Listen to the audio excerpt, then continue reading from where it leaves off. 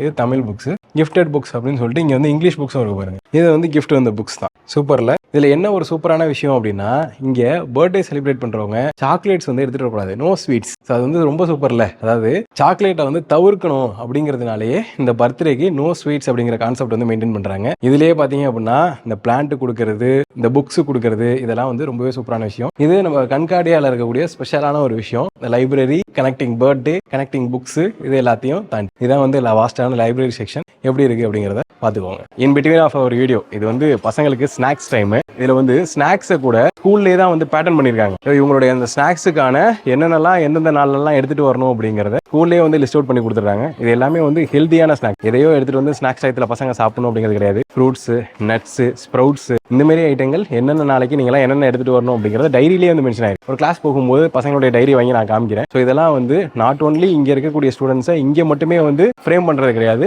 வீட்லேயும் அவங்கள வந்து ஒரு கனெக்ட் கொடுத்து அவங்களுடைய ஹெல்த்துக்கெல்லாம் வந்து இம்பார்ட்டன்ஸ் கொடுத்து பண்ணுற ஒரு விஷயம். ஸோ வந்து பசங்க கடலை எடுத்து வந்து சாப்பிட்றாங்க, அதுமாரி ஃப்ரூட்ஸ் அண்ட் நட்ஸ் சாப்பிட்றாங்க, ஃப்ரூட்ஸ் சாப்பிட்றாங்க, முளைக்கட்டின பயிர் சாப்பிட்றாங்க. ஸோ இதெல்லாம் வந்து ஸ்கூல்லேருந்தே நீங்கள் இதை தான் கொண்டுட்டு வரணும் அப்படிங்கிறத பேரண்ட்ஸுக்கு டைரி மூலியமாக சொல்லி இவங்க எடுத்துகிட்டு வந்து சாப்பிட்றது. அதேமாரி இங்கே வந்து சாப்பிட்ற பசங்க 2.5 வயசுலேருந்தே உங்களுக்கு அதாவது ப்ரீகேஜி இருக்காங்க இல்லையா, அவங்க வந்து செல்ஃபாக தான் வந்து ஃபீட் பண்ணி சாப்பிட்றாங்க. அதாவது பேரண்ட்ஸ் வந்து இங்கே ஃபீட் பண்ணுறதுக்கு அலோடு கிடையாது. அப்போ தான் வந்து அவங்களே பில்ட் பண்ணிக்க முடியும் அப்படிங்கிற மாதிரியான ஒரு செல்ஃப் கான்ஃபிடன்ஸ் லெவலை வந்து இன்க்ரீஸ் பண்ணிக்கிறதுக்கு, தன்னுடைய ஒர்க்கை தானே வந்து பண்ணிக்கிறதுக்கு இந்த மாதிரி ஒரு சின்ன விஷயத்துலேருந்தே வந்து ஸ்டார்ட் பண்ணுறாங்க. இங்கே வந்து பசங்க ஸ்நாக்ஸ் டைம் இது, அதனால டக்குன்னு நாங்கள் எடுத்திருந்த ஷூட்டை விட்டுட்டு நான் இங்கே வந்துட்டேன். ஸோ வந்து பாருங்கள், அவ்வளோ அழகாக வந்து இருக்கும்.